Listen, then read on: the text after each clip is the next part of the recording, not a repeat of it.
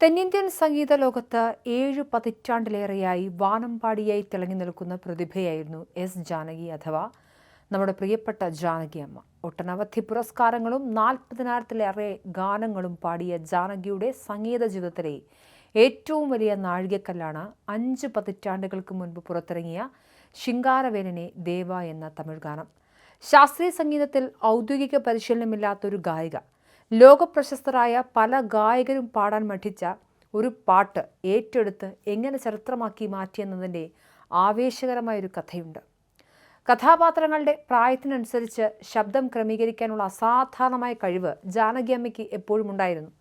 16 വയതിനിലെ എന്ന ചിത്രത്തിലെ സെന്തൂരപ്പൂവേ എന്ന ഗാനം പാടുമ്പോൾ അവർക്ക് 40കളിലായിരുന്നു പ്രായം.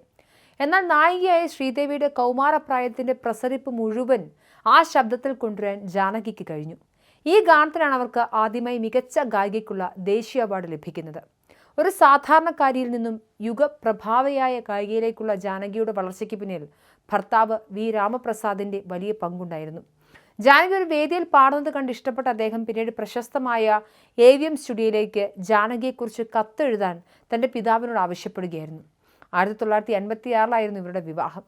വിവാഹശേഷം ജാനകിയുടെ എല്ലാ റെക്കോർഡിംഗ് സെഷനുകളിലും അദ്ദേഹം കൂടെ പോവുകയും അവരുടെ സംഗീത ജീവിതത്തിനായി സ്വന്തം ജീവിതം മാറ്റിവെക്കുകയും ചെയ്തു.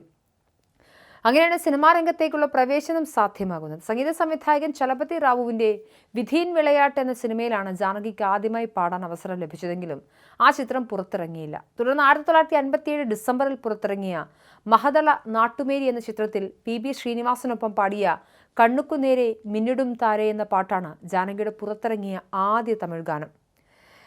പിന്നീട് ചരിത്രമായി മാറിയ ഒന്നാണ് ശിങ്കാരവേലനെ ദേവ എന്ന പാട്ട്.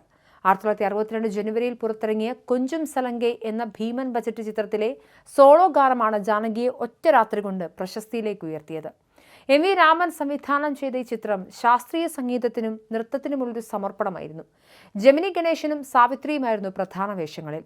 SM സുബയ്യ നായിഡു ആയിരുന്നു ചിത്രത്തിന്റെ സംഗീത സംവിധായകൻ. തുടക്കത്തിൽ തിരുജ്ഞാന സംബന്ധരുടെ പ്രശസ്തമായ മന്ദിരമാവത് നീറു എന്ന ഭക്തിഗാനം സിനിമയിൽ ഉൾപ്പെടുത്താനാണ് തീരുമാനിച്ചിരുന്നത്. ഇതിനായി പ്രശസ്ത നാദസ്വര വിദ്വാൻ കാരക്കുറിച്ചി അരുണാചലത്തെ സ്റ്റുഡിയോയിലേക്ക് ക്ഷണിക്കുകയും അദ്ദേഹം ആഭേരി രാഗത്തിൽ ഈ ഗാനത്തിന്റെ ട്യൂൺ നാദസ്വരത്തിൽ വായിച്ച് റെക്കോർഡ് ചെയ്യുകയും ചെയ്തു. പിന്നീടാണ് ഇത് ജാനകിയിലേക്ക് എത്തുന്നത്. നാദസ്വര സംഗീതം റെക്കോർഡ് ചെയ്തതിനു ശേഷമാണ് ഇതിനൊപ്പം പാടാൻ അനുയോജ്യമായൊരു ശബ്ദം സംഗീത സംവിധായകൻ തിരഞ്ഞത്. ഉയർന്ന പിച്ചിലുള്ള പാട്ടായതിനാൽ അക്കാലത്തെ പ്രമുഖ ഗായകരായ P. Leela, P. Susheela, ML Vasanthakumari എന്നിവരെല്ലാം ഈ പാട്ട് പാടാൻ മടിച്ച് ഒഴിഞ്ഞുമാറി. തമിഴ് ഉച്ചാരണം ശരിയാകില്ലെന്ന് പറഞ്ഞ് സാക്ഷാൽ ലതാ മങ്കേഷ്കർ പോലും ഈ അവസരം നിരസിച്ചു. ഒടുവിൽ വിഖ്യാത ഗായിക P. ലീല തന്നെയാണ് അക്കാലത്ത് അത്രയൊന്നും അറിയപ്പെടാതിരുന്ന എസ് ജാനകിയുടെ പേര് നിർദ്ദേശിക്കുന്നത്. കർണാടക സംഗീതത്തിൽ ഔപചാരിക പരിശീലനം ഇല്ലാതിരുന്നിട്ടും തെലുങ്ക് മാതൃഭാഷയായി ജാനകി ചടുലമായ തമിഴിലുള്ള ഈ വെല്ലുവിളി ധൈര്യത്തോടെ ഏറ്റെടുത്തു. പിന്നീട് സിനിമയിലെ രംഗത്തിന് അനുയോജ്യമാക്കാൻ തിരുനീറിനെക്കുറിച്ചുള്ള വരികൾ മാറ്റി പകരം ബാലസുബ്രഹ്മണ്യത്തോട് പുതിയ വരികൾ എഴുതാൻ ആവശ്യപ്പെട്ടു. ഇങ്ങനെയാണ് ആ ഈണത്തിന് അനുയോജ്യമായി പ്രശസ്തമായ ഭക്തിയും ശൃംഗാരവും കലർന്ന ശിങ്കാരവേലനെ ദേവ എന്ന ഗാനം ജനിക്കുന്നത്. ജാനകി അത് അതിമനോഹരമായി പാടി. ഇന്നത്തെ കാലത്ത് ഗായകരുടെയും സംഗീതജ്ഞരുടെയും ട്രാക്കുകൾ പ്രത്യേകം റെക്കോർഡ് ചെയ്ത് മിക്സ് ചെയ്യുന്നത് സർവ്വസാധാരണമാണ്. എന്നാൽ അക്കാലത്ത് എല്ലാവരും ഒരുമിച്ച് സ്റ്റുഡിയോയിൽ അവതരിപ്പിച്ച് റെക്കോർഡ് ചെയ്യണമായിരുന്നു. ഈ ഗാനത്തിൽ ജാനകി പാടിയ പാട്ടും കാരക്കുറിച്ചി അരുണാചലത്തിന്റെ നാദസ്വര സംഗീതവും വെവ്വേറെയാണ് റെക്കോർഡ് ചെയ്തിരിക്കുന്നത്. ഇവ രണ്ടും ഒരുമിപ്പിക്കാൻ വിദ്വാനെ വീണ്ടും വിളിച്ചെങ്കിലും ആരോഗ്യ പ്രശ്നങ്ങൾ കാരണം അദ്ദേഹത്തിന് വരാൻ കഴിഞ്ഞില്ല. ഈ ഘട്ടത്തിലാണ് സ്റ്റുഡിയോയിലെ സൗണ്ട് എഞ്ചിനീയറായ രാജു ഒരു പരീക്ഷണം നടത്തിയത്. അദ്ദേഹം 2 ടേപ്പുകളും സ്വന്തം കൈകൊണ്ട് കൃത്യമായി മുറിച്ചൊട്ടിച്ച് ഒരൊറ്റ ഗാനമാക്കി മാറ്റി.